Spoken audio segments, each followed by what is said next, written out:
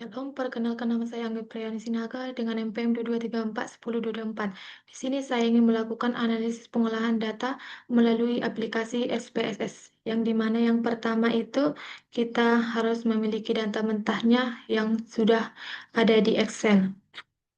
Nah, begitulah tampilannya ya teman-teman.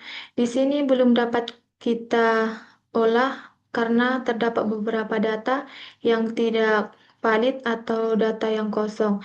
Nah, sebelum itu kita harus memfilternya terlebih dahulu. Nah, di sini saya sudah melakukan filternya dan menghasilkan 52 responden yang sebelumnya 62 responden. Nah, di sini kita sudah bisa melakukan yang namanya pengkodingan, yang dimulai dari coding kelas, jenis kelamin, rencana konsentrasi, dan bagaimana memenuhi kebutuhan penggunaan laptop.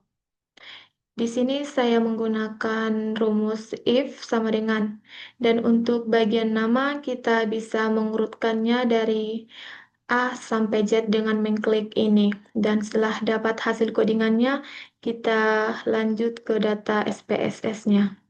Lalu kita klik variable view, kita klik nama, kita klik tipenya string,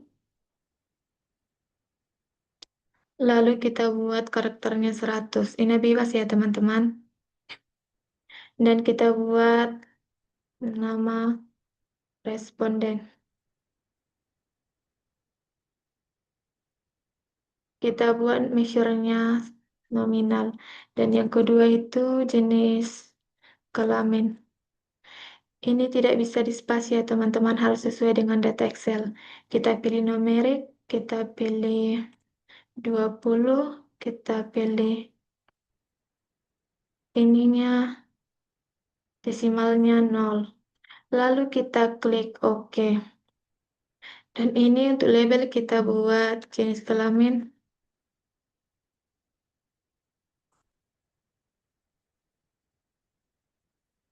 Responden. Dan kita buat untuk value, kita buat pertama itu perempuan karena pada data Excel perempuan yang pertama. Yang kedua itu kita klik laki-laki. Ini sama ya teman-teman, seperti data yang pada Excel. Lalu kita klik OK. Dan untuk measure-nya kita pilih yang nominal. Begitu juga selanjutnya pada kelas dan sampai pada penggunaan laptop. Dan setelah ini kita akan lanjut ke data view dengan mengisi nama ini. Nama ini berasal dari data Excel yang sudah kita olah sebelumnya. Lalu kita klik atau salin.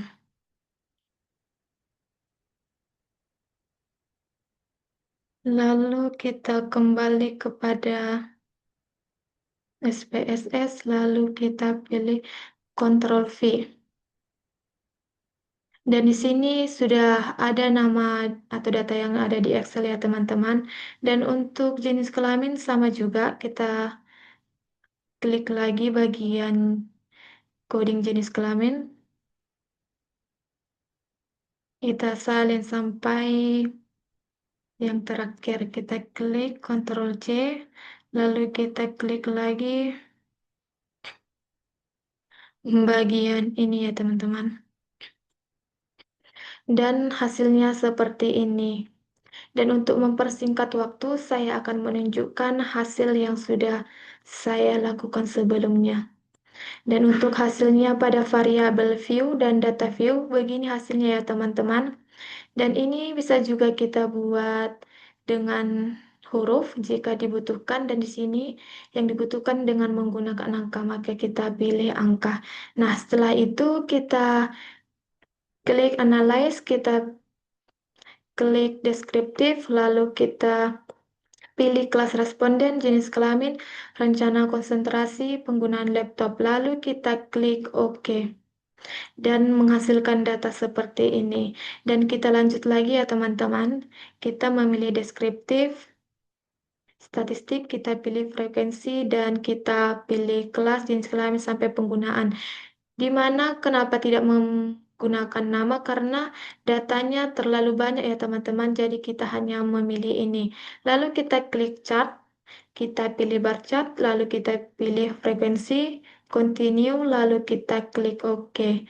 Dan menghasilkan data seperti ini ya teman-teman, dan diagram batangnya seperti ini.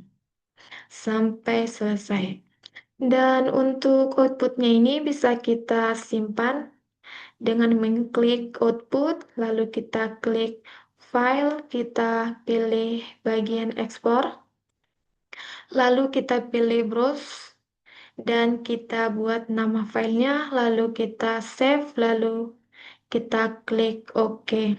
Dan setelah itu untuk mempersingkat waktu, saya sudah membuatnya pada Word dengan hasil seperti ini ya teman-teman. Hasil analisisnya itu yang pertama identitas mahasiswa, yang kedua itu pengantar atau pendahuluan yang dimana sudah saya isi sebelumnya. Dan hasil pengolahannya ini valid ya teman-teman, yang dimana terdapat 52 responden, yang sebelumnya 62 responden yang belum memiliki data yang valid. Untuk frekuensinya valid juga sebanyak 52 responden. Dan untuk kelas responden yang paling banyak itu adalah kelas 6MH, yang dimana respondennya itu sebanyak 18 responden dengan frekuensi 34,6%, dan yang paling sedikit itu adalah kelas 6MC sebanyak 3 responden dengan frekuensi 5,8%. Dilanjut juga dengan jenis kelamin responden yang dimana mayoritas yang banyak memilih atau mengisi kuesioner itu adalah kaum perempuan sebanyak 37 responden dengan frekuensi 71,2%. Sedangkan laki-laki itu 15 responden dengan frekuensi 28,8%. Begitu juga untuk rencana konsentrasi, di mana yang paling diminati itu adalah manajemen keuangan sebanyak 28 responden dengan frekuensi 53,8. Dan yang belum memastikan itu terdapat satu responden karena belum memutuskan ingin memilih jurusan apa ke depannya.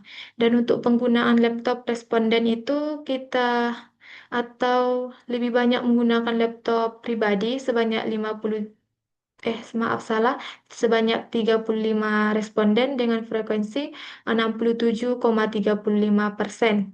Dan data yang paling sedikit itu meminjam teman sebanyak 8 responden dengan frekuensi 15,4%. Dan di sini dapat dilihat bentuk diagram batangnya mulai dari kelas responden sampai dengan penggunaan laptop responden.